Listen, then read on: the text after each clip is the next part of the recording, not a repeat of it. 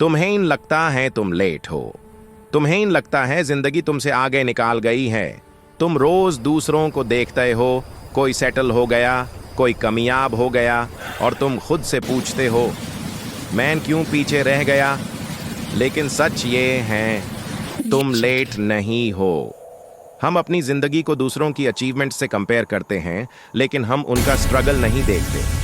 कोई 22 साल में कामयाब होता है, कोई 30 में अपना रास्ता ढूंढता है, और कोई 40 में जाकर अपनी असली पहचान बनाता है।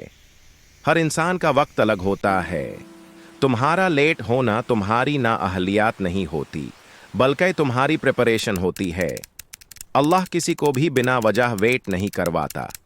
जो देर होती है उसके पीछे वजह होती है। सेल्फ डाउट तुम्हें चुपचाप तो देता है। ये तुम्हें यह महसूस करवाता है कि तुम कम हो, कि तुम में कोई खास बात नहीं। लेकिन असल में तुम सिर्फ प्रोसेस में हो, और प्रोसेस हमेशा खामोश होता है।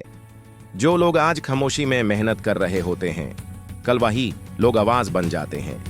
स्ट्रगल का मतलब हार नहीं होता, स्ट्रगल का मतलब तैयारी होता है।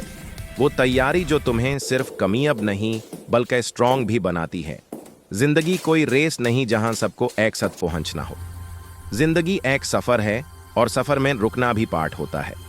कभी कभी रुक कर ही समझ आता है कि आगे का रास्ता कौन सा है।